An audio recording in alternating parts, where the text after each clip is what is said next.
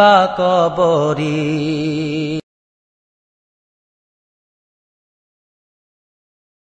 আল্লাহর কোরআন শরীফে আল্লাহ বলতেছেন, কুল্লু নাফসিন যায়িকাতুল মাউত। সকল প্রাণীকে উদ্দেশ্য করে কোরআন শরীফে আল্লাহ ওয়াজ করেন। জীবন ভরা তো মাওলানা সাহেবরার ওয়াজ শুনলেন, এবার আল্লাহর ওয়াজ শুনেন। আল্লাহ সকল প্রাণীকে উদ্দেশ্য করে বলতেছেন, কোরআন শরীফে ওয়াজ করতেছেন, সকল প্রাণী একদিন মৃত্যুবরণ করতে হবে। তাহলে মহিলারাও মরবো কিনা বলুন তো? তাহলে মহিলাদের ওয়াজ শোনা দরকার আছে না?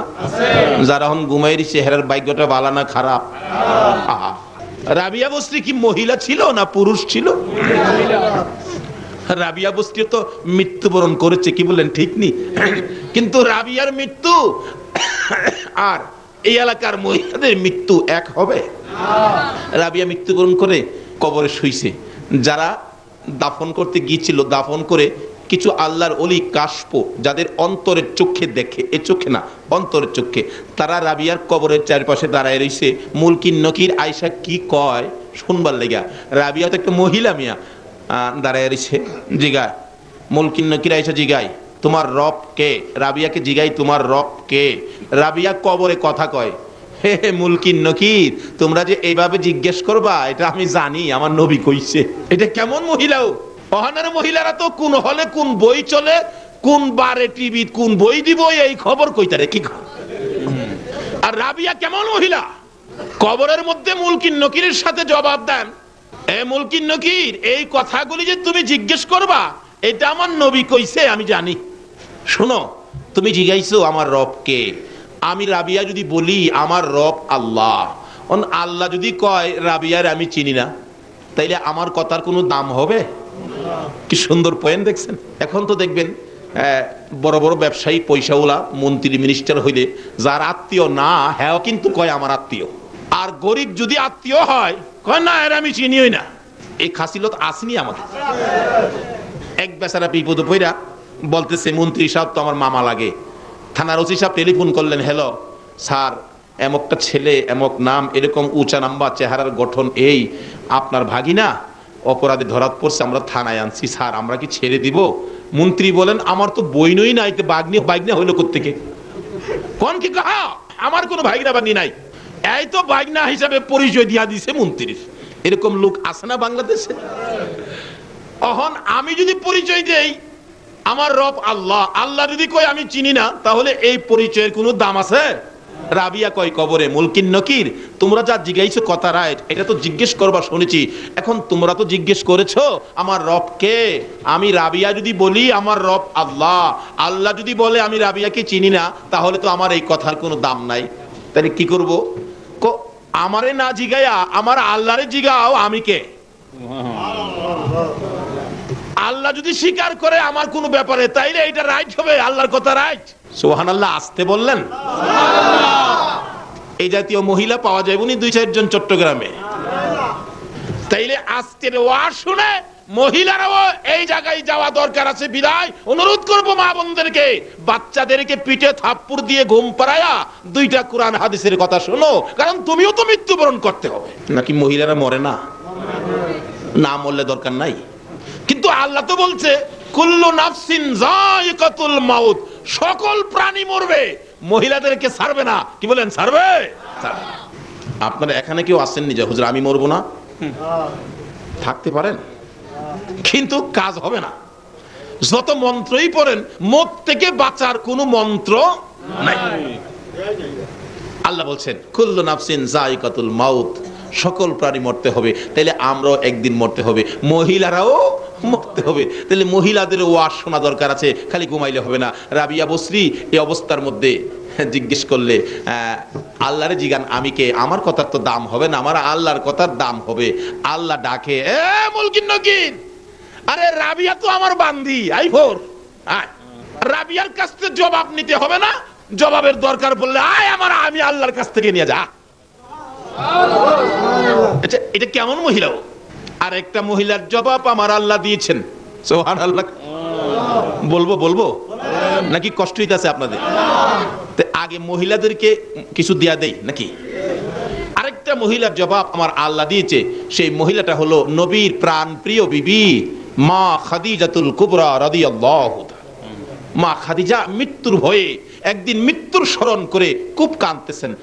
মা বোনেরা, খাদিজার মতো বিবি, যার ওসিলায় কুল কায়নাত, সে নবীর বিবি খাদিজা কত কান্না কান্দে মৃত্যুর ভয়ে।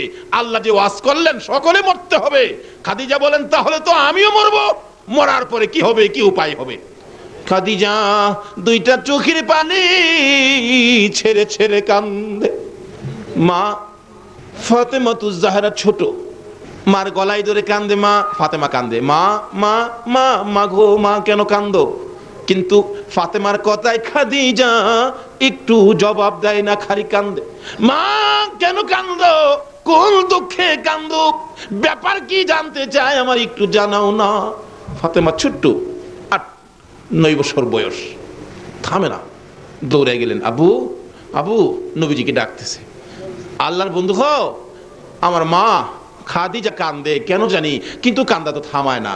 আমার নবী দৌড়ায় গেলেন, খাদিজা খাদিজা রে, ও খাদিজা কেন কান্দো? খাদিজা বলেন, আল্লাহর বন্ধু গো, কান্দি মৃত্যুর ভয়ে কান্দি। খাদিজার মতো নবীর বিবি হইয়া, যাই নবীর ওসিলায় কুল কায়নাত রাহমাতাল লিল আলামিনের বিবি হইয়া যদি মৃত্যুর ভয়ে কান্দে, বলুন চট্টগ্রামের মহিলারা কান্দতে হবে কিনা? এমন কান্দা কান্দতেছে। ও আল্লাহর বন্ধু, মৃত্যুর ভয়ে কান্দি, আমি যে একদিন মরে যাব, মরার পরে জানি আমার কি হয়। আমার নবী বলেন, খাদিজা যেহেতু আমি তোমার পক্ষে আছি, আমি তোমার জন্য কথা বলবো, এত কান্দা তোমার কান্দতে হবে না, আমি রাসূল তো তোমার পক্ষে আছি। বলুন তো, রাসূল কারো পক্ষে থাকলে তার কোনো ভয় আছে? হুজুর আমার কান্দা তো থামতে চায় না, আমার কান্দা তো থামে না, তবে কান্দাটা থামবে আমার 3টা কথা যদি আপনি রাখেন। কি কথা? 1 নম্বরের কথা হলো, আল্লাহর বন্ধু গো, আমি যদি মারা যায়, আপনি আপনার একটা জামা পাঞ্জাবি দিয়া আমি খাদিজারে কাফন করবেন। কেন? ও নবী, আপনাকে সৃষ্টি না করলে জগতের কিছু সৃষ্টি হতো না। আপনার জামাটা যদি আমার গায়ে দেখে, ফেরেশতারা আমারে কবরে গেলে কিছুই কইতো না। নবীর প্রতি কত মহব্বত, কত ভালোবাসা। রাসূল মুস্কি মুস্কি হাসে। খাদিজা এ কি বললা হুজুর, এটার ওয়াদা দেন রাখবেন কিনা? যাও যাও, ঠিক আছে, কারণ বিবিকে তো রাসূল ভালোবাসতেন, কথাটা শুনে রাখলেন। ঠিক আছে, আমি তোমার কথা রাখবো। হুজুর আরেকটা কথা, কি আমার যে কবরটার মধ্যে শোয়ায়া দিবেন, এই কবরের মাটিটা আপনি নবীর পিঠ মুবারক দিয়ে মাটিটা একটু মরাইয়া দিয়ে আসবেন। আমারে শোয়াইবার আগে আপনি নবী আগে কবরটার মধ্যে শুইবেন। আচ্ছা ঠিক আছে। 2 নাম্বার। 3 নাম্বার হলো, আল্লাহর বন্ধু আমাকে কবর দিয়া সবাই তো আয়সা পড়বেন, মুলকি নকির জানি আমাকে কবরে কি প্রশ্ন করে, কি কথা জিগায়, আমি তো এই প্রশ্নের জবাব দেওয়ার সাহস আমি খাদিজা রাখি না, ভয় করতেছে, আমার কাঁদতেছি। ও স্বামী, ও আল্লাহর বন্ধু, ও রাহমাতাল লিল আলামিন, আমার 3য় নাম্বার দাবি হলো, আমার কবরের পাশে আপনি বসে থাকবেন, সব বিদায় হয়ে যাবে, মুলকি নকিরের সোয়ালের জবাবটুকুন আপনি নবী দিবেন। রাসূল বলেন, যাও, তোমার 3টা কথার ওয়াদা দিলাম, আমি তোমার 3টা কথা রাখবো। খাদিজা দুনিয়া থেকে বিদায় হলে গোসল দিয়ে নবীজির পাঞ্জাবি দিয়া কাফন করেছে। কি ভাগ্য! আল্লাহু আকবার। নবীর পাঞ্জাবি যদি কাফনে থাকে আর কোনো ভয় আছে? আল্লাহু আকবার। এক আল্লাহর ওলির জীবনীতে পাওয়া যায়, আল্লাহর ওলিরা কবরে কি হয় দেখে কিনা কন্ত। এক কবরস্থানের পাশে দিয়ে এক আল্লাহর ওলি হাইরা যেতেছে, এমন সময় দেখে এই কবরের মধ্যে আযাব চলছে, ভীষণ আযাব। একটা লোকের কবর দিয়া মানুষ খারিজ করে গেছে। মুলকি নকির এত জোরে প্রেসার দিয়ে তাকে প্রশ্ন করতেছে, প্রশ্নে তার শরীর ফাইটা গেছে, এত করা আওয়াজ। বলতেছে, তোমার রবকে? ওই লোকটা খালি কাফে, কোনো জবাব দেয় না। আরেকটা ধমক দিলেন, তোমার রবকে? 3 বার যখন ধমক মারছে, আল্লাহর ওলি দেখতেছে দাঁড়াইয়া, আর ওই কবর থেকে লোকটা বলতেছেন, হে মুলকি নকির, আমাকে এইভাবে ধমক দিয়ে দিয়ে কথা বলতেছস? তুই আমারে চিনস? আমি তো আখিরি নবীর উম্মত, আর কোনো আমল নাই, আমার মুখে নবীর সুন্নত সাদা দাড়ি দেখছস? এই লোকটা বলতেছেন, আমার কিচ্ছু আমল নাই, কিচ্ছু আনতে পারি নাই, আমাকে যে ধমক দেস, আমার মুখের মধ্যে তো নবীর সুন্নত আছে, যেই নবী না হইলে তুই হতে না, কিচ্ছু হতো না, আমার তো কিছু নাই, কিন্তু নবীর সুন্নত, দাড়িটাটুকু আমার মুখের মধ্যে সাদা দাড়িটা আছে, এই নবীর সুন্নত দেখে তোর কি আমার ধমক দিতে ভয় করে না? আমি না খারাপ অন্যায়কারী, মুখের মধ্যে তো নবীর সুন্নত আছে, যে নবীর উসিলাই সব। মুলকিন নকির থম খাইয়া গেছে, কয় কি রে কোথা গো, এ কি কয়, ধমক দিতে চায়, তোমার বন্ধুর দাড়ির দোহাই দিলে আমার আল্লাহ কয় মুলকিন নকির রে, আমি যার খাতিরে এত কিছু করেছি সেই বন্ধুর দোহাই যখন দিছে আর কিছু দেখতে চাই না, দাড়িটার খাতিরে আমি তারে মাফ করে দিলাম, যা। এত বড় পাপীকে যদি নবীর সুন্নাত সাদা দাড়ির উসিলায় মাফ করে দিতে পারে, আর এই নবীর জামা মুবারক যদি খাদিজার গায়ে থাকে, বলুন তো মুলকিন নকিরের সাহস আছে কথা বলতে? একটা কিছু নিয়ে যান যেটা নবীর পছন্দের, কবরে যাওয়ার আগে একটা কিছু নিয়ে যান যেটা নবীর পছন্দের। আচ্ছা, 3 কথা রাখলাম। জামা দিয়ে কাফন পরাইলেন, যে কবরে শোয়াবেন রাসূল আগে নাইমা কবরকে বললেন, কবর আমার বিবি খাদিজা যাইতাছে, খুব ভয় পায় রে, খাদিজা খুব ভয় পায়। রাসূল বলে দিলে বলুন তো শুনবে কিনা? দেখছেন ঢাকা যাইব চট্টগ্রাম থেকে, চাচা ঢাকা যাইব, তো বাবা বলতেছেন আব্দুল মান্নান আমার ছেলেটা ঢাকা যাইব, তো সাথে নিয়ে যা, কারণ হ্যাঁ একা যাইতে ভয় পা, একা যাইতে ভয় পা, তুই সাথে নিয়ে যা। বলুন তো চাচার কাছে যদি বাবাই বইলা দিয়ে আসে, বারবার খালি খেয়াল রাখতো না বাতিজা খই ঠিক মতো আছে কিনা? তা আমার নবী বইলা দিছে মাটির কাছে, এ কবর আমার খাদিজা রে, আমার খাদিজা কবরের ভয় পায় রে, ও কবরের মাটি আমার খাদিজা কবরের ভয় পায়, আমি রাসূল বলে দিয়ে গেলাম, একটু খেয়াল রাখিস। শুয়াইলেন, মাটি দিলেন উপরে, মাটি দিয়ে কমপ্লিট করে রাসূল বলতেছেন সবাই চলে যাও। কবরে মাটি দিয়া আমরা কি কবরের পাশে থাকি? একজন আরেকজনকে কি বলি আমরা, কবর ছাড়েন, কবর ছাড়েন, তাড়াতাড়ি ছাড়েন, মুলকিন নকির আসবে। আসলে আপনি ভাববেন না কবর ছাড়লে আসে, কবর যদি নাও ছাড়েন তবু মুলকিন নকির আসবে। রাসূল বলেন সাহাবীরা রে কবর ছাড়ো, তোমরা কবর ছাড়ো। সাহাবীরা কবর থেকে দূরে যায়, আমার নবী চোখের পানি ছেড়ে ছেড়ে কবরের দিকে আগায়। সাহাবীরা বলেন ইয়া রাসূলুল্লাহ আমাদেরকে দূরে সরাইয়া আপনি কেন কবরের পাশে আগাইতেছেন? আমার নবী বলেন সাহাবীরা রে তোরা যা রে, আমার খাদিজার সাথে আমার কথা ছিল, মুলকিন নকিরের সওয়ালের জবাব আমি রাসূল দিব। সুবহানাল্লাহ। মুলকিন নকিরের সওয়ালের জবাব দিতে আমার খাদিজা ভয় পায়, আমি কথা দিয়েছি খাদিজার সাথে রে মুলকিন নকিরের সওয়ালের জবাব আমি রাসূল দিব, তোমরা সরে যাও। সবাই সরে গেলেন, রাসূলের কথাই সবাই সরে গেলেন। আমার নবী খাদিজার মাথার পাশে কবরের পাশে বসে আছেন। 2 মিনিট পার হয়ে যায়, 4 মিনিট পার হয়ে যায়, 5 মিনিট পার হয়ে যায়, আধা ঘন্টা পার হয়ে যায়, মুলকিন নকির আসে না। ভাইসাব মুলকিন নকির কবরে কয়দিন পরে আসে?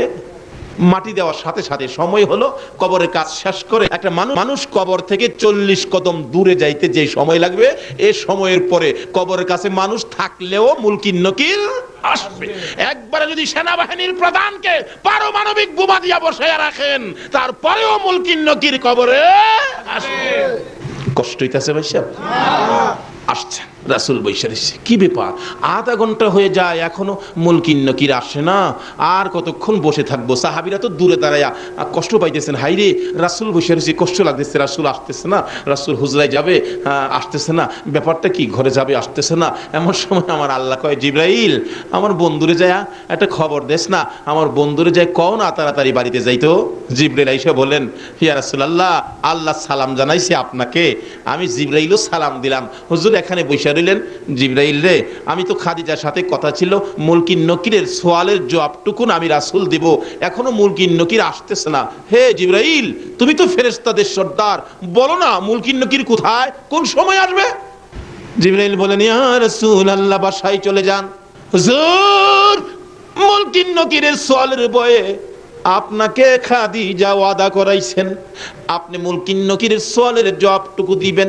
আল্লাহর বন্ধু গো, যেদিন খাদিজা এই কবরের ভয়ে মুলকিন নকিরের সওয়ালের জবাবের ভয়ে ওই খাদিজা যেদিন চোখের পানি ছেড়ে ছেড়ে কাইদা আপনাকে যেদিন জামিনদার বানাইলেন, আপনাকে যেদিন ওই প্রশ্নের জবাব দেওয়ার জন্য ওয়াদা করাইলেন, ওই দিন আপনার কষ্ট হবে বলে আমার আল্লাহ এই মুলকিন নকিরের সওয়ালের জবাব আমার আল্লাহ নিজেই আদায় করে দিয়েছে।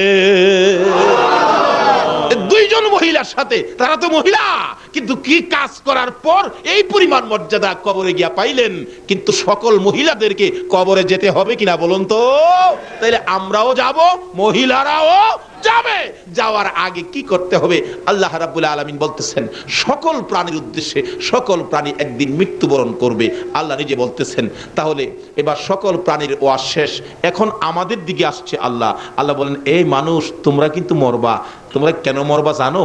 আমি বানানোর সময় তোমরা রে মরার মেডিসিন দিয়ে বানাইছি। সুবহানাল্লাহ। ওই যে আল্লাহ বলতেছে কোরআন শরীফে, খুলিকাল ইনসানু যায়ীফা। আগে বলছে সকল প্রাণীরে, ডাইরেক্ট শুধু আমাদের উদ্দেশ্যে ওয়াজ করেন কোরআন শরীফে, খুলিকাল ইনসানু যায়ীফা। হে মানুষ, আমি তোমাদেরকে দুর্বল করে বানাইছি, একবারে দুর্বল। কারণ মরতে যখন হবে অত মজবুত করে লাভ কি? দুর্বল করে বানাইছি। মৌতের টিকেট আমাদের সকলের সাথে আছে কিনা? আজকে আপনাদের মাহফিলে আসছি, এখানে ফুটন্ত গোলাপ যুব সংঘের উদ্যোগে আয়োজিত মাহফিল। জিজ্ঞান ছেলেদেরকে আমি বলছি যে আমি তো আসলাম, আমার যাওয়ার টিকিট কাটো আগে। যাওয়ার টিকিট কাইটা নিয়ে আইছে, কালকে যাব, আজকেই টিকিট কাটা। তা আমরাও যারা দুনিয়াতে আইছি মৃত্যুর টিকিট সকলেরই কাটা কিনা বলুন তো?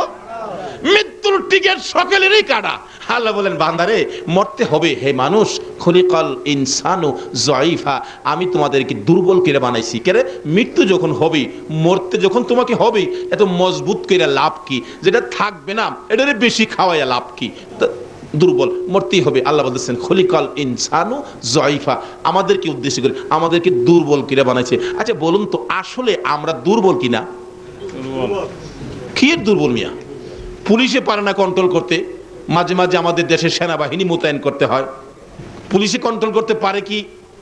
দুর্বল হইলে নে, আমরা তো দুর্বল না। আল্লাহ তো বলতেছে দুর্বল, আসলে তো আমরা দুর্বল না। আচ্ছা এখন কি আমাদের কথা রাইট হবে নাকি আল্লাহর কথা রাইট হবে? দুর্বল যে আমরা বাস্তবে বুঝুন। একটা মুরগির বাচ্চা, মুরগি যে বাচ্চা ফোটায় দেখছেন তো? একটা মুরগির বাচ্চা দেখবেন ডিমের থেকে সকালবেলা বাহির হয়েছে, বিকাল বেলায় দেখবেন মার সাথে হাঁটতেছে। এবং মা যদি কোনো জিনিস ঠুকরায় খাইতে দেয়, দেখবেন বাচ্চা খাইতে পারে না তবু ঠুকরায়। সকালের বাচ্চা বিকাল বেলা মার সাথে হাঁটে, তাদেরকে দুর্বল বলে নাই, কিন্তু আমাদেরকে দুর্বল বলছে কেন? বাস্তবে আসুন। আচ্ছা আমরা কি সকালে দুনিয়াতে আইসা বিকাল বেলা কোনো মানুষ মার সাথে হাঁটতে পারছি? সারাদিন তো চোখই খুলছি না, দাদি আয়া গালো দিয়ে ধাক্কাইছে। আল্লাহ কয় বান্দারে তোরা দুর্বল কিরা বানাইছি। মুরগির বাচ্চা দুর্বল না, কিন্তু মানুষ দুর্বল। আল্লাহ বলছে খুলিকাল ইনসানু যায়ীফা, দুর্বল, তোরা দুর্বল। এখন যদি আল্লাহরে জিগায়, আল্লাহ গো আমরা দুর্বল কিরা বানাইছেন, দুর্বল কি দিয়া বানাইছেন? এখানে গ্রাম এলাকার লোকজন অবশ্যই থাকতে পারেন। ছোটকালে আমরা কিন্তু একটা খেলা খেলতাম, ঠুলি মুসি দিয়া বালু বাতা গালে আর কি। আপনারাও খেলছেন কিনা জানি না, আর না খেলার তো কথা না, বাচ্চারা তো সবাই ছোট গালে খেলে। গ্রাম এলাকাতে ঠুলি মুসি দিয়া বালু বাতা রান্না বাড়া করে, আবার ছোট গিরা ঘরও বানায়, ঘর বানায় ছোট গিরা ঘর। ছোট গিরা যে গ্রাম এলাকাতে বাচ্চারা খেলার সময় ঘর বানাই, তো এই গড়ের পালাখিলা কি দিয়া দিত? আপনারা কি কেউ বলতে পারবেন? গড়ের পালাখিলা কি দিয়া দিত? শোলা, শোলা, পাটখড়ি শোলা দিয়া। আর গড়ের ছানি দিত কচু পাতা, না হয়তো কলা পাতা। এই কচু পাতা, কলা পাতা, শোলার পালা দিয়া বানায়া এই ঘরে আমরা খেলতাম ছোটকালে। প্রশ্ন আসতে পারে যে হুলার পালা দিয়া কেন? এটা খেলার ঘর তো, 2 ঘন্টা বা 3 ঘন্টা পরে এটা ভাঙে গেলাম, বিদায় এটা নরম কিনা বানাইছি। আচ্ছা আপনাদের কি প্রশ্ন করলে যে ঘরটা কিছুক্ষণ পরে ভেঙে ফেলবেন, এই জন্য ঘরের পালা হলো শোলা পাটখড়ি দিয়া বানাইছেন দুর্বল কিরা?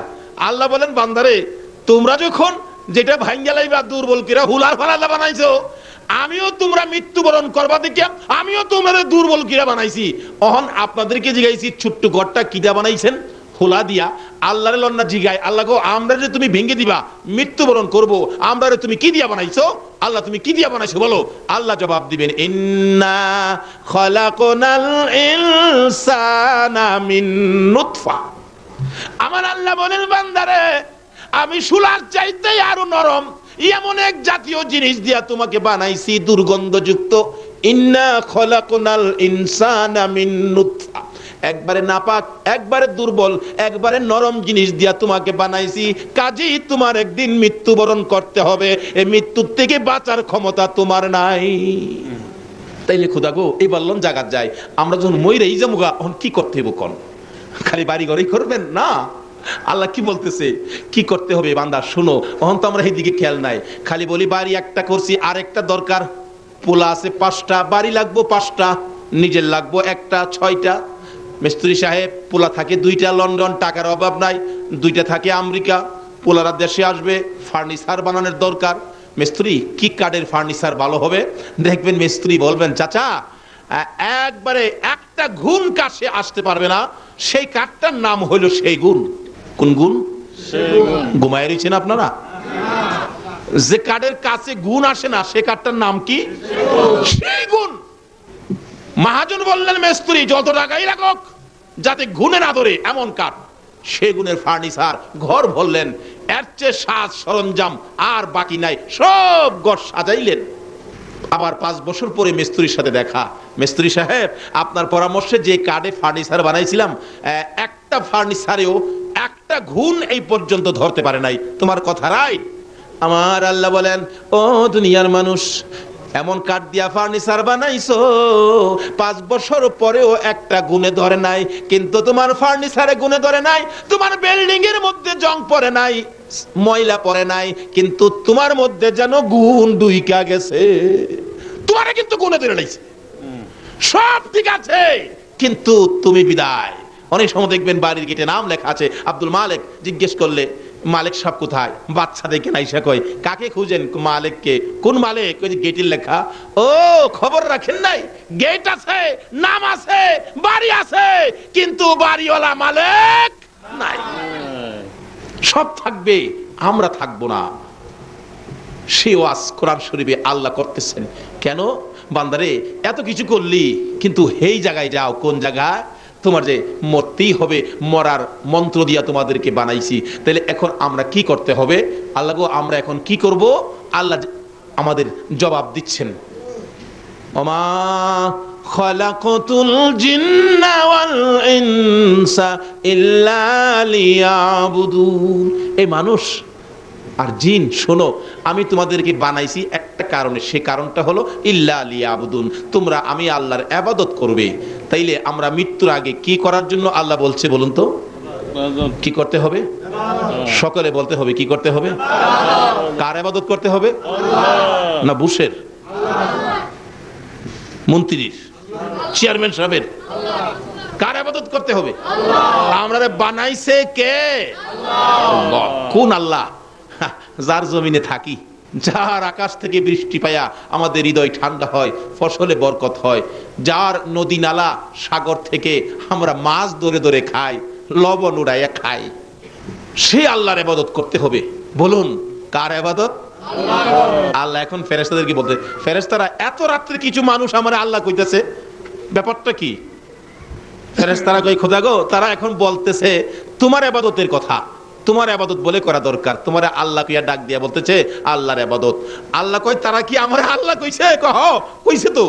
তাহলে আমরা যে আল্লাহ কইয়া ইবাদতের কথা স্বীকার করছে, এই পর্যন্ত তো ইবাদত করতে পারে নাই। এই পর্যন্ত ইবাদত না করার কারণে যা গুনাহ হয়েছে, এই যে ইবাদতের জন্য স্বীকার করে আমাকে আল্লাহ বলে ডাক দিয়েছে, এই পর্যন্ত যা গুনাহ ছিল আমি আল্লাহ সব মাফ করে দিলাম। এখন থেকে যদি আমরা ইবাদতে শরীক হয়ে যাই তাহলে কি পাবো? আসুন সামনে বাড়ি আল্লাহর ইবাদতের জন্য। এখন প্রশ্ন আসতে পারে, আমরা যদি আল্লাহর ইবাদত করি, হুজুর আল্লাহ আমাদের কি দিব? লন আল্লাহর জিগাই। অনেক সময় দেখবেন বাচ্চা বাচ্চা পোলাপান স্কুলে যায় না, স্কুলে যায় না, মা বলেন বাবা স্কুলে যাও, স্কুলে যাও, বাবাও বলতেছেন স্কুলে যাও না। মাঝে মাঝে বাচ্চা পোলাপান দেখেন জবাব দেন, আবু স্কুলে গেলে আমারে কি দিবেন? মা আমাকে কি দিবেন স্কুলে গেলে? মা দেখেন বলে, বাবা দেখেন বলে, যাও তোমাকে আজকে স্কুলে গেলে 10টা টাকা তোমাকে দেওয়া হবে। বাচ্চা মাকে স্কুলে যাইলে কি দিবেন প্রশ্ন করলে মা যদি জবাব দেয় 10 টাকা দিবে।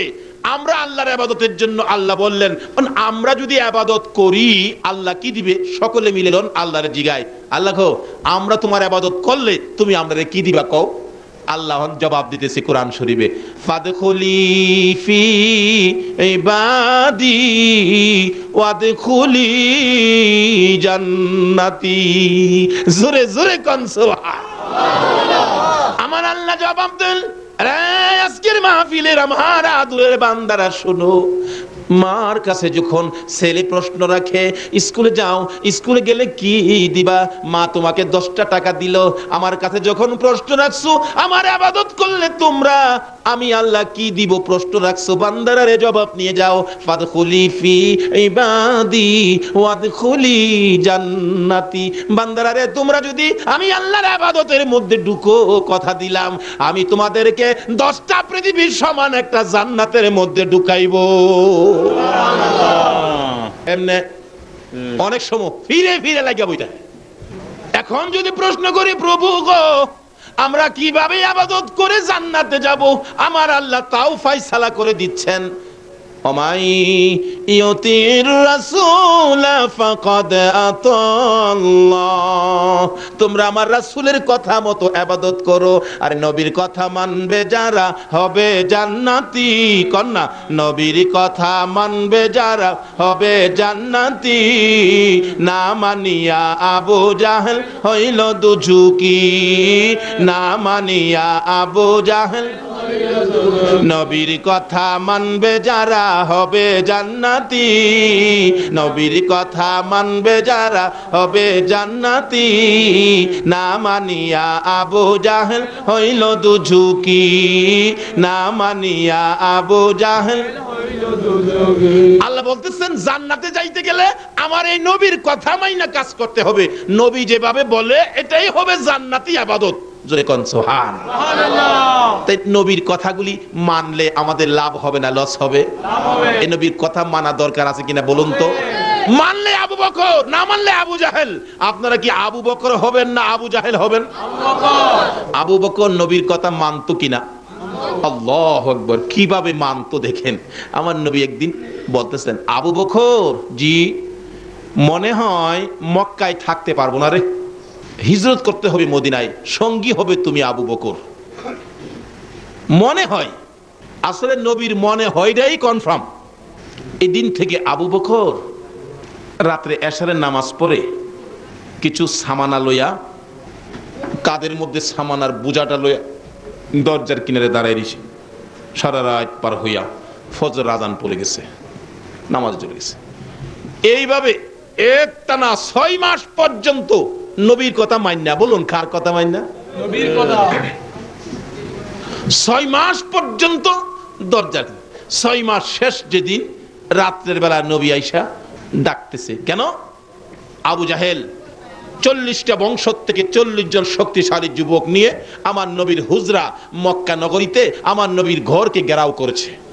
আবু জাহেলের নেতৃত্বে 40 জন যুবক 40টা বংশের তরবারি হাতে নিয়ে এমন ভাবে ঘেরাও করেছে। আবু জাহেলের নির্দেশ, আমার ভাতিজা যেন এই ঘর থেকে বাহির হইয়া যাইতে না পারে, এই ঘরের মধ্যে ভাতিজাকে শেষ করে দাও। কিতাবে লেখে যুবকগুলি এইভাবে দাঁড়াইছে ঘরের চারিপাশে, একজনের পিঠের সাথে আরেকজন পিঠ লাগাইছে যাতে ফাঁকে দিয়া যাইতে না পারে। নবী ঘুমিয়ে আছে, জিবরাইল এসে ডাকে, ইয়া রাসূলুল্লাহ আর ঘুমাবেন না, অবস্থা ভালো না। কি রে জিবরাইল? হুজুর আবু জাহেলের নেতৃত্বে আপনি রাসূলকে দুনিয়া থেকে বিদায় করে দেওয়ার জন্য চারদিক ঘেরাও করে আবু জাহেলের সঙ্গ ফাঙ্গরা তরবারি নিয়ে দাঁড়িয়ে আছে, আপনাকে যেতে দিবে না। নবী ঘুম থেকে উঠে চিন্তায় পড়ে গেলেন। আমার আল্লাহ ডাক দেয়, বন্ধু গো আমি আল্লাহ যখন তোমার পক্ষে আছি কোনো চিন্তার কারণ নাই। আরে কথা আছে না, রাখে আল্লাহ মারে কে? আচ্ছা জিবরাইল আমার বন্ধুর হাতে এক মুষ্টি বালি দিলেন। কোরআন শরীফের সূরা ইয়াসিন থেকে একটা আয়াত বন্ধুর কানে খবর দিলেন। হুজুর আয়াতটুকুন তেলাওয়াত করে বালুর মধ্যে ফু দেন। ফু দিলেন, ও আল্লাহর বন্ধু বালুটুকু ঘরের ভিতর থেকে ছিটাইয়া দেন। আমার নবী ডাকে, এরা জিবরাইল বালু ঘরের মধ্যে ছিটাইলে বালি কি বাহিরে যাবে? হুজুর ছিটানোর দায়িত্ব হলো আপনার, বাহিরে নিয়ে এই বালু তাদের চোখে চোখে পৌঁছাইবার দায়িত্ব হলো আমি জিবরাইলের। দয়ালো নবী প্রেমের ছবি আর আসবে না জগতে আমার দয়ালো নবী প্রেমের ছবি আর আসবে না হাসর দিনে উম্মত বিনে হাসর দিনে উম্মত বিনে যাবে না নবীজি বেহেশতে দয়ালো নবী প্রেমের ছবি আর আসবে না জগতে আমার দয়ালো নবী প্রেমের ছবি আর আসবে না 63 সাল জিন্দেগি কাটছে বলে উম্মতি 63 সাল জিন্দেগি কাটছে বলে উম্মতি এখনো কান্দে শুয়ে মদিনাতে নবী এখনো কান্দে শুয়ে মদিনাতে দয়ালো নবী প্রেমের ছবি আর আসবে না জগতে আমার দয়ালো নবী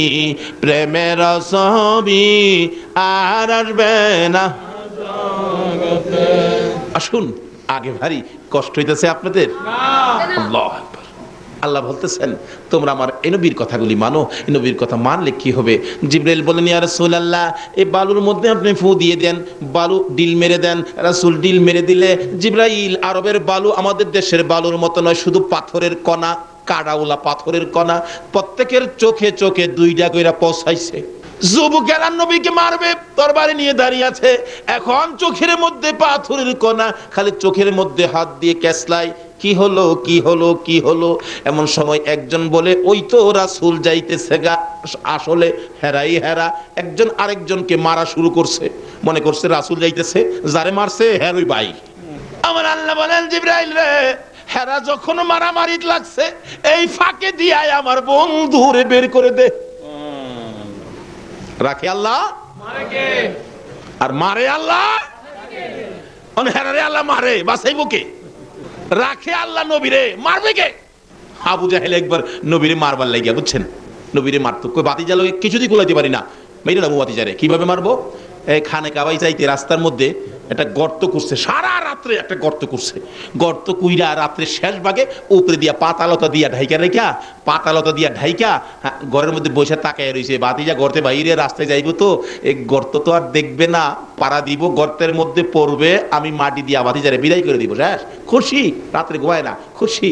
আমার নবী তো এই রাস্তা দিয়ে যাওয়ার সময় হইলে আল্লাহ কয় জিবরাইল আমার বন্ধু তো এই রাস্তা দিয়ে পার হবে, আবু জাহেল গর্ত করছে রে, এই গর্তের উপরে তোর নূরের পাখাগুলো বিছায়া দে। নূরের পাখাগুলো জিবরাইল বিছায়া দিয়ে রাখছে, নবীজি তো পার হয়ে গেছে। আবু জাহেল কয় এই তো পড়ছে, তোর গেছে যখন তো অবশ্যই পড়ছে, কিন্তু জিবরাইলের নূরের পাখা দিয়ে যে রাসূল পার হইছে তার তো এই খবর নাই। তাই গেছে দেখবার জন্য, যাইয়া গর্তের কিনারে খারুইয়া চাইছিল দেখতো পড়ছে কিনা। পড়তে গিয়া সারা রাত তাই ঘুমাইছে না, তো নিজের তো স্ক্রু বল্টু না ডিলিয়ে রিখছে অগুমা থাইকা দেখতে চাইছিল, তাই নিজেই একবারে তাউর খাইয়া গর্তের মধ্যে পড়ছে। পইরা গিয়া দেখে বাতিজা তো নাই, আমি চাচা দি। হাই হাই, কি হলো, কি করলাম, কি আর হইলটা কি? সকাল হয়ে গেলে রাস্তার মধ্যে গর্ত দেখলে বলুন তো মানুষ গালাগালি করবে না? হ্যাঁ, কোন হারামজাদারে রাস্তার মধ্যে গর্ত করছে? আইসাই যাই দেহে এই গালি দেয় হারামজাদা। গর্তের কিনারে যাইয়া দেহে চাচা দি। হাই হাই চাচা আপনি? হ্যাঁ বেটা, আগে আমারে গালি দিয়া হন আবার চাচা কস? আল্লাহ কই তুই গালিও খাইবি চাচাও শুনবি। শত শত মানুষ চারদিকে ঘেরাও, হলো নাকি? গর্ত কোন কেন, ব্যাপারটা কি? কই কারো কাছে কইস না, আমার ভাতিজা লেগে কইছিলাম। আল্লাহ কই কারো কাছে কইতো না, আমি আল্লাহ কিয়ামত পর্যন্ত সকলের কাছে কমু। সুবহানাল্লাহ। কোন তো খালি আবু জাহেলের খবর কেন? আদম থেকে ঈসা পর্যন্ত সকল নবী রাসূলের কোন নবীর আমলে কি হইছে না হইছে, আচ্ছা সকল খবর আমরা জানি কিনা কোন? আমার নবী একদিন এই অবস্থায় চোখের পানি ছাইরা বলতেছে, মাবুদ আদম থেকে ঈসা পর্যন্ত সকল নবী রাসূলের কাহিনী আমার উম্মতে জানে, সকল নবী রাসূলের উম্মতের কাহিনী আমার উম্মতে জানে, সব আমার উম্মতে জানে। অনেক সময় দেখছেন না, মার বাবাই কথা বলতেছে, ছোট্ট বাচ্চাটা কাছে গেছে, মা কই হ্যাঁ সামনে কথা কইও না, হ্যাঁ সামনে কথা কইলে হ্যাঁ যে বাতা ফোরা মানুষের কাছে গিয়ে আবার কয়ে দিব। আমার নবী বলেন, প্রভু গো, আমার উম্মতে বাতা ফুরা উম্মতে সকল কাহিনী জানে। মউত, আমি নবীর একটা ভয় লাগে গো, আমার উম্মতের কাহিনী নিয়ে আবার হেরা যায় না ফালা। আমার আল্লাহ কই, বন্ধু গো, তোমার উম্মতের সকল নবী রাসূলের কাহিনী জানাইলাম, কিন্তু তোমার উম্মতের কথা আমি কারো কাছে কমু না।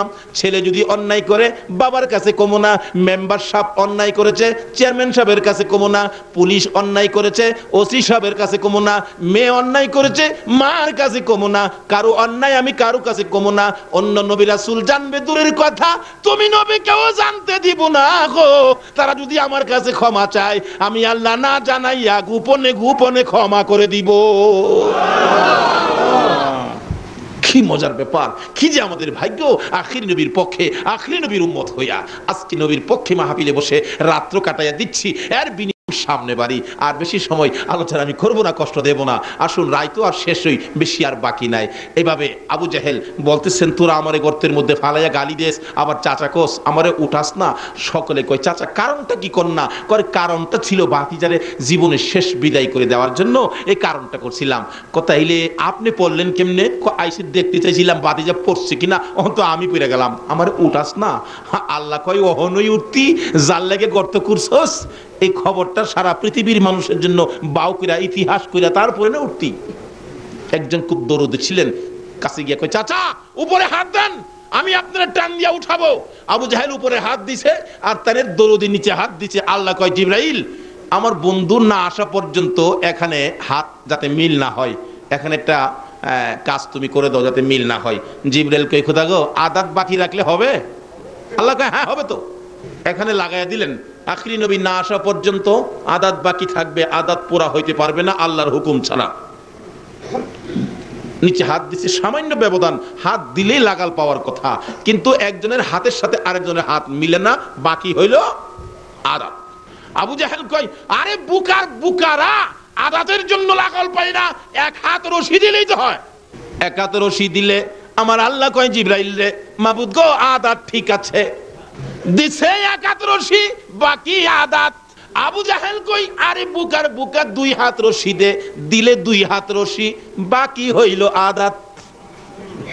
আমার আল্লাহ জিগায়, জিবরাইল, না মাবুদ ঠিক আছে, আদাত পুরা হবে না, পুরা হয় না।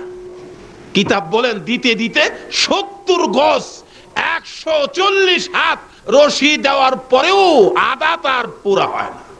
দেখেন না, মাঝে মাঝে দোকানও লেখা থাকে, আজ নগদ কাল বাকি। এক বেচারা গরিব মানুষ চাউল কিনতে গেছে, 2 কেজি চাউল নিবে, বাচ্চা কাচ্চা কাঁদতেছে, যায় দেখে লেখা আজ নগদ কাল বাকি। আজকে যখন নগদ বাকি আজকে দিবে না, কালকে দেখা যায় বাকি দিবে, কালকে সকালে এসে নিব। সকালবেলা ডাইকার দোকানতে উঠাইছে, ভাই সাহেব 2 লাখ চাউল দেন।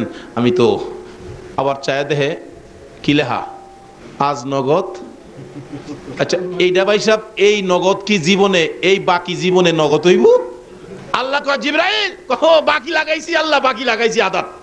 70 গজ রশি দেওয়ার পরেও আধা তার পুরা হয় না। এবার কি করতে পারি? অবশেষে নিচ থেকে আবু জাহেল উপরে তাকাইয়া ডাকে, তোরা কারা রে? আর রশি দিস না, আর মাটির নিচে নিস না, মাটির অবস্থা ভালো দেখা যায় না, মন বলে মাটি আমাকে ধরে ফেলবে, আর রশি দিস না। আমার বাতিজা কই রে? আমার বাতিজা সারা উঠাইতে পারবি না। একজনে দৌড়ে যায়, ইয়া রাসূলুল্লাহ, আপনার চাচা 70 গজ মাটির নিচে, আমরা যদি হইতাম তাহলে কি করতাম বলুন? 70 গজ, 2-4টা পাথর উপরে ছাইরা দে, শেষ হইয়া যাক। বহু জ্বালা জ্বালাইছে, দয়ার নবী, মায়ার নবী, এত কষ্ট যে নবীকে দিল আবু জাহেল চাচা হইয়া। আমার নবী চাচা বিপদে গর্তের মধ্যে খবর পাইয়া চট করে ঘর থেকে বেরিয়ে যাইতেছে, গর্তের কিনারে যাইয়া ডাকে, চাচা গো, এ গর্ত তুমি কার জন্য করছো? এবার জবাব দেন ভাতিজা, আগে গর্তের উপরে উঠাও বলবো। আমার নবী বলেন, চাচা গো, আমি যখন আসছি নিশ্চয়ই তোমারে উঠাবো, বলো এই গর্ত কার জন্য করছো? আবু জাহেল বলেন, বাবা রাগ হইও না, এই গর্ত আমি তোমার জন্য করছি। আমার নবী 2টা চোখের পানি ছেড়ে ছেড়ে কান্দে, চাচা, চাচা গো, এইভাবে আর কত আমার সাথে দুশ্মনী করবা? তুমি না জানো আমার মা নাই, আমার বাবা নাই? তুমি না নিজে আমাকে একদিন ছোটকালে জংলার কিনার থেকে নিয়ে আসছো, নবীজির বয়স যখন 6-এর কম কম ছিল। একদিন বাবার ব্যথায় কাঁদতে কাঁদতে সন্ধ্যার দিকে বাগবাল্লুকের জংলার দিকে আমার নবী রওনা হয়ে যায়। যাইতে যাইতে যাইতে যাইতে জংলার কাছাকাছি যায়, কাঁদতে কাঁদতে বাবা বাবা কইয়া কান্দে, আব্বু আব্বু কইয়া কান্দে। আবু জাহেল কোত্থেকে যেন আসতেছিলেন ঘোড়া চালাইয়া, কাছে আইসা দেখে ভাতিজা কান্দে, দৌড়ে পিছি পিছি যাইয়া ডাকতেছে, বাবা মুহাম্মদ আর সামনে যাইও না, আর একটা কদম সামনে যদি যাও জংলার বাঘ তোমাকে খেয়ে ফেলবে। হ্যাঁ চাচা, তুমি না নিজে দেখেছো আমি বাবার ব্যথায় কান্দি, আর তুমি আমাকে উঠাইয়া আমার মার কাছে পৌঁছে দিয়া না বলেছিলা, আমেনা রে আমি যদি না দেখতাম তোর সন্তানকে জংলার বাঘে খেয়ে ফেলতো। আমার মা আমেনা তোমাকে কি বলেছিল?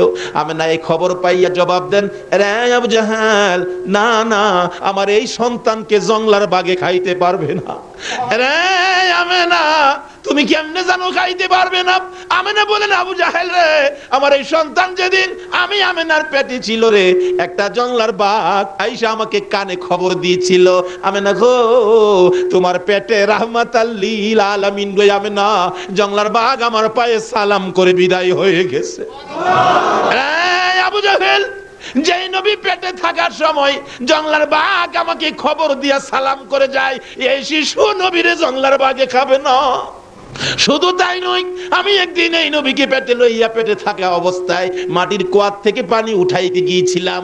60-70 ফিট নিচে পানি, আমি বালতির মধ্যে রশি লাগাইয়া পানি উঠাবো। কুয়ার পারে গেলে কে যেন সাফা পর্বতের উপর থেকে ডাকতেছে, জিব্রাইল রে, ও জিব্রাইল, আমার বন্ধুর মা আমেনা পানি উঠানোর জন্য কুয়ার পারে দাঁড়াইছে রে, আমার বন্ধুকে পেটে লইয়া। রে জিব্রাইল, এত নিচ থেকে আমার বন্ধুর মা আমেনা বন্ধুরে পেটে লইয়া যদি পানি উঠাই রে জিব্রাইল, আমার বন্ধুর মার কষ্ট হবে। আমেনার বালতিওয়ালা রশি নিচে ছাড়বার আগে রে জিব্রাইল নিচের পানিগুলি উপরে উঠাইয়া দে। নারে তাকবীর, নারে রিসালাত, নারে গাউসিয়া। আজকে আমরা সে নবীর উম্মত, নবীর প্রেমে রাত্র কাটাচ্ছি। কি যে বকশিশ, কি যে পুরস্কার, এই তো সামনে আইসা গেছে। সংক্ষেপ আলোচনা, এর মধ্যে বিস্তারিত আলোচনা করলে কয়েক রাত্রের দরকার। এবার আমেনা বলতেছেন, ও আবু জাহেল, আমার এই বাবারে জংলার বাগে ধরবেন না, নিচের পানিগুলো উপরে উইঠা গেছে।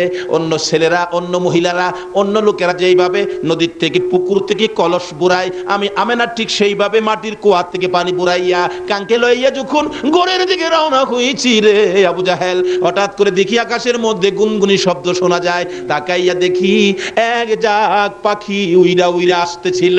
পাখির সর্দার নির্দেশ দিলেন, রে পাখিরা আর সামনে বাড়িস না, ওই যে দেখ আমেনা দাঁড়াইয়া রইছে। যে আমেনার পেটে রাহমাতাল লিল আলামিন রে পাখিরা, ওই আমেনার উপরে দিয়া উইরা যাস না রে, বেয়াদবি হবে। এমন সময় দেখি আমেনা ওই কলসি কাঙ্খে লইয়া দাঁড়িয়ে বলতেছেন, ও আবু জাহেল, আমার পেটে রাহমাতাল লিল আলামিন বিদায়, পাখিগুলি আমার উপরে দিয়া উইরা যায় না, আমার দুই ভাগে ভাগ হইয়া চারদিক দিয়ে ঘুরতেছে আর ডাকতেছে, তোরা দেখি যা আমিনা মায়ের কোলে, তোরা দেখি যা আমিনা মায়ের কোলে, এলো আল্লাহর হাবিব 12 রবিউলে, এলো আল্লাহর হাবিব 12 রবিউলে, তোরা দেখি যা আমিনা মায়ের কোলে, তোরা দেখি যা আমিনা মায়ের কোলে। যাহার জন্য হইল সৃজন আকাশ জমিন, সেই নবীর প্রেমে পাগল হরে মুমিন, রহমতেরই দুয়ার খোদা দিলেন খুলে, তোরা দেখি যা আমিনা মায়ের কোলে, তোরা দেখি যা আমিনা মায়ের কোলে, এলো আল্লাহর হাবিব 12 রবিউলে, এলো আল্লাহর হাবিব 12 রবিউলে, তোরা দেখি যা আমিনা মায়ের কোলে, তোরা দেখি যা আমিনা মায়ের কোলে। আমিনা বলেন, আবু জাহেল রে, আমার এই সন্তান জীবনে কোনোদিন জংলার বা খাইতে পারে না। আমার নবী বলেন, চাচা গো, তুমি তো জানো আমার মা নাই, আমার বাবা নাই, আমার জন্য গর্ত তুমি করেছো, তোমার কি আমার জন্য একটু মায়া লাগে না? চাচা তোমাকে উঠাবো, যদি কালিমা শরীফ তুমি পাঠ করো। আবু জাহেল 70 গজ মাটির নিচ থেকে বলতেছেন, বাতিজা আমি কালিমাটা পড়বো, আমারে মাটির উপরে উঠাও। আমার নবী বলেন, নিচের থেকে পড়ো। না না, উপরে ওইটা পড়বো। আমার নবী নিচে হাত বাড়াইলেন, চাচারে উপরে উঠাবেন, আবু জাহেল নিচের থেকে উপরে হাত বাড়াইবেন। আমার আল্লাহ বলেন, জিবরাইল রে, আজকে যেন আর বাকি লেখা না থাকে, আজকে বাকি নগদ বানাইয়া দাও। কিতাবে আসছে, নবী হাত দিলেন নিচের দিকে, উপরের দিকে হাত বাড়াইলেন আবু জাহেল, 70 গজ নিচের হাত, সঙ্গে সঙ্গে নবীর হাতের সাথে হাত লাইগা যায়। আমার নবী একটানে উপরে উঠাইয়া বলতেছেন, চাচা গো, তুমি না বলেছো উপরে ওইটা কালিমা পড়ে আমার পক্ষে আসবা, চাচা এবার কালিমাটা পড়ো। আবু জাহেল জামার বালু যাইরা ফালাই আর কয়, বাতিজা এত বড় জাদুগির তুমি, আমি আগে জানি না। নাউজুবিল্লাহ কোন। আমার নবী বলে, জাদুগির? আবু জাহিল কই, হ্যাঁ রে ফাইলে কি কোন, হ্যাঁ রে ফাইলে কি আপনারা খাওয়াইবেন না দাওয়াইবেন, উড়াইবেন না মুড়াইবেন? বাপের বেড়া বলে, আসা তুই একদিন চট্টগ্রাম, ফুটন্ত গোলাপ যুব সংঘের সামনে আয় বেড়া হইলে একদিন। কি যে কষ্ট, কি যে যন্ত্রণা দিতেন আমার নবীকে। কিন্তু আল্লাহ রাব্বুল আলামিন বলতেছেন, না, এই নবীর কথা মাইনা যা করবা এটা হবে জান্নাতি। মানতেন আবু বকর, বলুন কে মানতেন? আর মানতেন না কে? আবু জাহেল। ওই যে আবু জাহেল যুবকদেরকে নিয়ে ঘেরাও করেছে, আমার নবীরে মাইরে লাইব, আর বাঁচাইব কে? আল্লাহ। এবার নিজেরা মারামারি লাগছে। কি যে মারামারিও, মারতে মারতে একজন আরেকজনকে কুবাইয়া বিছাইয়া লাইতেছে, মাইরা ফাইট গড়াগড়ি, কই মাইরা লাইছি রে, মাইরা লাইছি। গলার আওয়াজে কই, কারে মারছস? কই নবীরে মারছি। কই আমি কি তোর বাতিজা লাগি? আরে কই কি, চোখ খুললে দেখে হেরা হেরাই আমার নবী গেছে। গভীর রাত্র একা একা নবীজি যাইয়া আবু বকরের ঘরের দরজার সামনে, আবু বকর একবার কাছাকাছি বাড়ি, নিজের চোখে দেখে আসছি, আল্লাহ দেখাইছে। আবু বকর, লাব্বাইকা ইয়া রাসূলুল্লাহ, এই কথা বলে চুপচাপ আবু বকর সন্তানের দিকে তাকায় না, বিবির দিকেও তাকায় না। আমার নবী আইসা পড়ছে, চুপচাপ দরজা খুলে না, আওয়াজ শুনলে বাচ্চা বিবির ঘুম ভেঙে যাবে। আমার নবীর সঙ্গী হব, কারো কাছে বলবো না।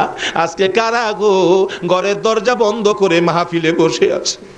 আমার মন বলে, যারা নবীর প্রেমে একটু কোন সময় দিয়েছেন কষ্ট করে, আবু বকরের সাথে মিলা যাবে গো। আবু বকর বিবির কাছে কয় না, বাচ্চার কাছে কয় না। কিতাবে আসছে আবু বকর দরজাও খোলে না, আওয়াজ হবে বিদায়। আস্তে আস্তে ওই বাহির সাইডের একটা জানালা চুপ করে খুললেন, জানালা খুইলা বাহির হইয়া নবীর সামনে যাইয়া হাজির। ইয়া রাসূলুল্লাহ, চলুন কি করতে হবে? আবু বকর বলেন, আমি নবীর চেহারার দিকে তাকাইয়া দেখি গো, আমার নবীর চোখ থেকে জর্জর করে পানি পড়তেছে। হুজুর, আপনারে কি কেউ আঘাত করেছে? না রে আবু বকর, কেউ আঘাত করে নাই। হুজুর, আপনারে কি কেউ গালি দিয়েছে? না রে আবু বকর, কেউ গালি দেয় নাই। হুজুর, তাহলে এইভাবে চোখের পানি ছেড়ে ছেড়ে কেন কান্দেন? আমি জানতে চাই গো আল্লাহর বন্ধু। আমার নবী পিছনের দিকে ফিরা ফিরা কয়, আবু বকর রে, এই রে আমার মায়ের দেশ, এই আমার বাবার দেশ। আজকে আবু জাহেলের যন্ত্রণায় মায়ের দেশ, বাবার দেশ সাইরা মদিনায় যাইতেই আমার মায়া লাগে। আবু বকর, দেরি করা যাবে না, চল, ওই তো পিছনের শত্রুর শব্দ শোনা যায়, চল তাড়াতাড়ি যাই। এবার আবু বকর আমার নবীর কথা মানে। বলুন আবু বকর কার কথা মানে? চলেন হুজুর চলুন। একটু চলে গেলেন পিছন দিয়ে, আবু জাহেলের নেতৃত্বে বালু মাটি ছিল, বালু মাটির মধ্যে পায়ের দাগ দেখে দেখে আবু বকরের বাড়ি পর্যন্ত আসলেন আবু জাহেলের নেতৃত্বে। ও সঙ্গীরা, যুবকেরা, এই দাগ দেখে দেখে চলো আমরা যাইতে থাকি, কারণ এই রাস্তায় তো কোনো মানুষ কোনোদিন হাঁটে না, দাগ পাওয়া যাবে না। আমার নবীজির পাও মুবারকের দাগ দেখে দেখে আবু বকরের ঘরের দরজা পর্যন্ত আইসা গেলেন। এখানে আইসা দাঁড়িয়ে আছে, পায়ের দাগ দেখা যায়। দাগ দিলেন, নিশ্চয়ই ঘরের মধ্যে আছে। দরজা যখন বন্ধ, ডাক দিলেন দরজার মধ্যে আবু জাহেল। ডাক দিলে একজন মেয়ে, বাচ্চা মেয়ে জবাব দিলেন, যার নাম আসছে আবু বকরের মেয়ের মধ্যে ছোট ছিলেন মেয়েটা, যার নাম হলো হযরতে আসমা। আসমা বলেন, কে তোমরা এত রাত্রে ডাকো? আবু জাহেল বলেন, দরজা খুলে দাও, এই ঘরের মধ্যে মুহাম্মদ ঢুকছে। বাচ্চাটা বলেন, না না, এই ঘরে কোনো মানুষ নাই, এই ঘরে আমার বাবারেও পাওয়া যায় না। দরজাটা খুলে দিলে আবু জাহেল ডাকে, এদিকে আয় আসমা, এদিকে আয়, তোর বাবা কোথায়? বলতে পারি না। আখিরি নবীর সঙ্গী হইয়া বুঝি চলে গেছে, তাও বলতে পারি না। কোন দিকে গেছে তাও বলতে পারি না। বাচ্চা মানুষ ঘুমিয়েছিলেন। ডাইকা ডাইকা কাছে আই না গো। আবু জাহেল নিষ্ঠুর পাষাণ, ছোট্ট মেয়ে বাচ্চাটার দুইটা গালে এত জোরে দুইটা থাপ্পড় মারছে, কানের পর্দা ফাইটা বাবা গো কইয়া জমিনে পড়ে গেছে। জমিনে পড়ে গলাগাটা মুরগির মতো লাফাইয়া লাফাইয়া কান্দে। এই কান্দার আওয়াজ আবু বকরের কানে যাইয়া পড়ছে। আবু বকর ডাকে, হুজুর বেশি দেরি করা যাবে না, আবু জাহেল আমার বাড়িতে আইসা পড়ছে। রাসূল বলেন, তুমি কেমনে জানো তোমার বাড়িতে আসছে? হুজুর গো, আবু জাহেল আইসা আমার ছোট্ট মেয়েটা, কলিজার টুকরা আদরের মেয়েটা, আমার আসমাকে বুঝি মারছে। আমার আসমা মার খাইয়া বাবা কইয়া কান্দে। আমার নবী বলেন, আবু বকর রে, তোর মেয়েরে যদি আবু জাহেল মারে, এখন কি তুমি মেয়ে বাঁচাইতে যাইবা নাকি রাসূলের পক্ষে যাইবা? আবু বকর বলেন, ইয়া রাসূলুল্লাহ, আল্লাহর কসম করে বলি, আমার ফ্যামিলির সকল মানুষকে যদি আবু জাহেল মেরে ফেলে, আমি রাসূল ফালাইয়া যাইব না। আমার আল্লাহ বলেন, আবু বকর রে, আমার নবীর এত ভালোবাসা তুমি দিয়েছো, ও আবু বকর, আমি কথা দিলাম রে আবু বকর, তুমি আবু বকর জান্নাতে না যাওয়া পর্যন্ত আমি কাউকে জান্নাতে যাওয়ার অনুমতি দিব না। সেই নবীর ভালোবাসা দেন, কিছু পাবেন। কি পাবেন? জান্নাতে যাবেন, ইবাদত করবেন, নবীর দেখানো নবীর কথা মতো ইবাদত করতে হবে। আর কারো কথাই ইবাদত করলে আমার আল্লাহ জান্নাত দেবে না। আবু বকর, একটু পিছের শব্দ শোনা যায়। আইসা পড়ছে গারে সুর পাহাড়, একবারে মক্কার কাছে। মদিনা যাইতে খালি মক্কা থেকে বাহির হয়েছে নবীজি। গারে সুর পাহাড়ে আমরা তো আগে শুনতাম, আগে ভাবতাম যে হয়তো সমতল রাস্তা দিয়ে হাইটা যাইতে কোনো গর্তের মধ্যে নবীজি আবু বকরকে নিয়ে আশ্রয় নিয়েছেন, কিন্তু না, নবীজি আশ্রয় নিয়েছেন এটা পাহাড়ের উপরে, পাথর, শুধু পাথরের পাহাড়। নবীজি যাইতেছে, এদিক দিয়ে সকাল হইতেছে। আচ্ছা বলুন তো, সকালবেলা যদি পাহাড়ের মধ্যে কেউ নড়াচড়ি করে দেখা যাবে না? কিন্তু পাথরের পাহাড়, কি কুদরত! যারা মক্কায় গিয়েছেন অবশ্যই দেখেছেন, গারে সুর পাহাড়টা এদিক দিয়ে সকল অবস্থান, সকল জায়গা ফর্সা হয়ে আসতেছে, আর নবীজি পাহাড়ে উঠার কারণে পাহাড়টা আন্ধার হয়ে যাইতেছে। এখনো যায় দেখবেন গারে সুর পাহাড়টা একবারে কালো পাথরের পাহাড়, একবারে কালো আন্ধার হয়ে থাকে। পাথরকে প্রশ্ন করবেন, পাথর তুমি কালো হয়ে আন্ধার হইলে যে? পাথর জবাব দিবে, রাসূলকে হেফাজত করার জন্য আমি অন্ধকার হয়ে গেছি। পাথর হইয়া রাসূল চিনে গো, উম্মত হইয়া রাসূল চিনলাম না। আমার নবী বলেন, আবু বকর রে, এই পাহাড়ের মধ্যে দেখো কোথাও কোনো গর্ত পাওয়া যায় কিনা। এই গর্তের মধ্যে আমরা বসে থাকি, দুশমনেরা চলে গেলে আমরা মদিনার দিকে চলে যাব। আচ্ছা হুজুর, দেখতেছি হঠাৎ দেখে পাহাড়ের ফাঁকে একটা সুড়ঙ্গ পথ আছে, এর মধ্যে দুইজন লোক কোন রকম বসতে পারবে। আবু বকর বলেন, হুজুর আমি আগে এর ভিতরে যাইয়া দেখি কোন শত্রু, কোন বিপদ আপদ পোকামাকড় আছে কিনা। ঠিক আছে, যাও, যায় দেখি না পরিষ্কার। রাসূল গো, আপনি আসেন। নবীজি ভিতরে ঢুকছেন, এ মুখের উপরে এ পাতা লতা বাহির হইয়া গর্তের মুখটা বন্ধ হয়ে গেছে। মাকড় আইসা এর মধ্যে জাল বুইনা ফালাইছে, কবুতর আইসা জালের মধ্যে ডিম পাইরা দিছে। কিছুক্ষণ পরে ডিমেতে বাচ্চা বাহির হইয়া চিউ চিউ করতেছে। সুবহানাল্লাহ। সকল প্রাণী আমার নবীরে ভালোবাসা দেয় কিনা বলুন তো? আল্লাহ বলেন, কেন দিবে না?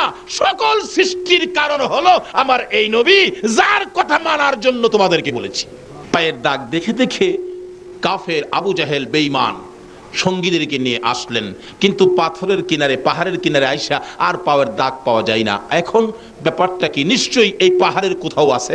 তালাশ করে ঘুরতেছে, ঘুরতে ঘুরতে একজন করে একবারে কোনো জায়গা ফাঁকা নাই, এইভাবে দেখতে দেখতে আসতেছে। কিতাবে আসছে, নবীজি যেই গর্তের মধ্যে ছিল, এই গর্তের কাছাকাছি আইসা একটা লোক বলতেছেন, সামনে একটা গর্ত দেখা যায় রে, এর মধ্যে আছে। আবু বকর বলেন, ইয়া রাসূলুল্লাহ, আর বাঁচা যাবে না। রাসূল বলেন, লা তাহজান ইন্নাল্লাহা মা'ানা। আবু বকর ভয় পাও না, ঘাবড়ায়ো না, আল্লাহ আছে আমাদের সঙ্গে। সুবহানাল্লাহ। বলুন, কে আছে? আল্লাহ। আল্লাহ কি খালি নবীর সঙ্গেই থাকবে? নবীরে যারা ভালোবাসবে তাদের সঙ্গে থাকবে না?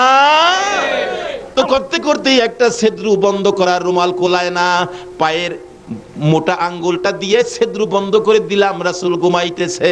একটু পরে এই গর্তের মধ্যে একটা সাপ ছিল, নবীকে দেখার জন্য 6 মাস বসে রইছে।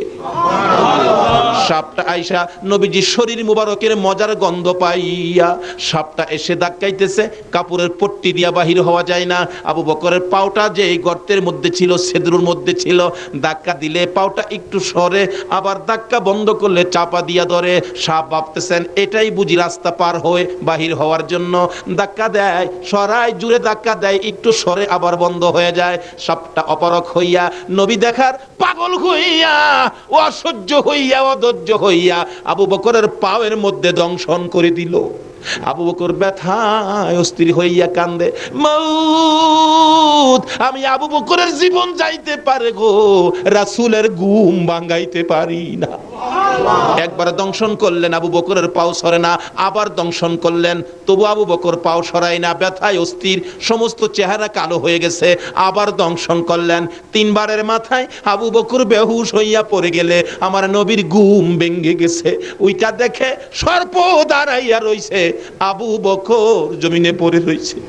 আমার নবী জিগায়, সর্পরে, আমার আবু বকর কি সর্বনাশ করলি? সর্প ডাকে, হুজুর বেয়াদবি ক্ষমা করে দিন, আমি আবু বকরকে ধ্বংস করার ইচ্ছা ছিল না।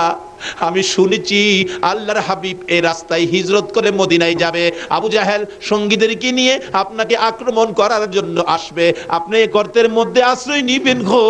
আমি অপেক্ষায় ছিলাম, আপনি নবী গর্তের মধ্যে আশ্রয় নেওয়ার জন্য আসলে আমি সাপ গর্তের মুখের মধ্যে পাহারা দিব। আপনার কোনো শত্রু যদি আসে আমি সাপ দংশন করে দুনিয়ার থেকে বিদায় করে দিব। হুজুর আপনার আগমনে আবু বকর আমারে বাধা দিল। আবু বকর ভাবছে আমি বুঝি আপনাকে দংশন করব। নবী গো, আল্লাহর কসম করে বলি 6 মাস পর্যন্ত বসেছিলাম আপনি নবীর পক্ষে ওই কাফেরদের মোকাবেলা করার জন্য। জংলার সর্প হইয়া নবী চিনল গো, উম্মত হইয়া নবী চিনলাম না। এই সারা বিষ পানি হইয়া আবু বকর সুস্থ হইয়া দাঁড়াইলে। অনেক লম্বা ঘটনা। আবু বকর, চলো সন্ধ্যা হয়ে গেছে, মদিনার দিকে রওনা হই। যাইতে যাইতে যাইতে যাইতে আবু বকর নবীর কথা মতো হাঁটতে হাঁটতে 2 দিন 3 দিন হয়ে যায়। হঠাৎ করে আবু বকর ডাকেন, ইয়া রাসূলুল্লাহ, পেটের খিদায় আর হাঁটতে পারি না, হুজুর কিছু না খাইলে আর হাঁটতে পারবো না। আবু বকর বলেন, কই খাবি? এখানে তো কোনো বাড়িঘর নাই, শুধু মরুভূমি, কই খাবি? হুজুর তাই তো, বাড়িঘর তো দেখা যায় না, খালি তো মরুভূমি, কই খাবো? মানুষ পাইলে, বাড়িঘর পাইলে তো খাইতে পারতাম, আছে বাড়িঘর? আবু বকরকে, হুজুর নাই নাই বাড়িঘর নাই। রাসূল বলেন, আবু বকর এদিকে আসো। এদিকে আসলে নবীজির এর ডাইন হাত মুবারক আবু বকরের চোখের মধ্যে এইভাবে লাগাইলেন। আবু বকর দেখো তো এখন কিছু দেখা যায় কিনা। আগে কিন্তু মরুভূমি, কিচ্ছু নাই। নবীজির বরকতের হাত লাগানোর পরে আবু বকর বলেন, তাকায়া দেখি সামনে একটা বাড়ি দেখা যায়। আগে বাড়ি নাই, এখন করতে আইলো। এই বকরির বাচ্চাটার মধ্যে দুধের ব্যবস্থা করে দাও, আমার আবু বকর দুধ খাবে, আমি রাসূল দুধ খাবো। দাবিটা করছে কে? সঙ্গে সঙ্গে আবু বকর বলেন, ছোট্ট বকরির বাচ্চা মোটা তাজা হয়ে গেছে। সঙ্গে সঙ্গে দেখি বকরির মধ্যে দুধের জোয়ার আইসা গেছে। বকরির বাচ্চাটা বেমাইতেছে দুধের ভরে। আমার রাসূল বলেন, আবু বকর রে, একটা দুধের বান্ড নিয়ে আসো।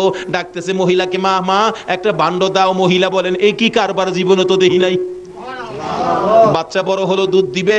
বলুন তো, বাচ্চা দুধ নিজে খায়, এখন যদি দুধ দিতে পারে, এই বাচ্চার দুধের মালিক কি ইহুদি হবে? ওই দুধের বান্ড বালতি সহ ওই মহিলার কাছে পৌঁছাইয়া দাও। মহিলা দাঁড়াইয়া রইছে, কি পাগলের খেলা, কি আশ্চর্য খেলা। বান্ড দিলেন, বকরি দিলেন, বকরি যাইয়া খালি মহিলার দিকে তাকাইয়া থাকে। এ কথাই বুঝি বুঝাইতে চায় মহিলাকে বকরি নিজে। ও বকরির মালিক, জীবনে এই খেলা আর দেখছনি? এই নবীরে চিনতে পারছনি? আবু বকরের কাছ থেকে বান্ড বুঝে নিলেন মহিলা। খালি বকরির দিকে চাই, দুধের দিকে চাই, আবার লোকগুলি যাই তাদের দিকে চায়। ঘরের ভিতর নিয়ে বকরিটারে বাইদা রাখলেন। কিতাবে আসছে এই বকরিটা এদিন থেকে নবীর দুয়ার বরকতে যে দুধ দেওয়া শুরু করেছে, একটা না 30 বছর পর্যন্ত দুধ দিয়েছে। আলাইকা ইয়া রাসূল সালাম আলাইকা ইয়া হাবিব জান্নাতি মেহমান নিয়ে হাত বাড়াইছি মউত এত বড় রাত্র তোমার বন্ধুর প্রেমে কাটাইয়া দিছে আজকের মাহফিলে যারা শরীক হয়েছে যারা টাকা পয়সা বুদ্ধি পরামর্শ দিয়ে মাহফিলকে এত সুন্দর করেছে যারা দূর দূরান্ত থেকে এসে মাহফিলকে সাজিয়েছে মাহবুদ রে এই হাতগুলি তোমার দরবারে বাড়াইলাম একবারে খালি বাড়াই নাই তুমি যার প্রেমে সব বানাইছো ওই নবীর উপর দুরূদ ও সালাম মদিনা পাঠাইয়া রে মাহবুদ পিছে পিছে হাত বাড়াইছি মাউত জানি না দুইটা হাত আর কতদিন বাড়াইতে পারবো যুবকেরা মাহফিলের আয়োজন করেছে তোমার আদরের বান্দারা বসে আছে এই রাত্র বসে তোমার কাছে হাত বাড়াইছে এই হাত তুমি কেমনে খালি ফিরাইবা গো আল্লাহ ইল্লাল্লাহু মুহাম্মাদুর রাসূল সাল্লাল্লাহু আলাইহি ওয়াসাল্লাম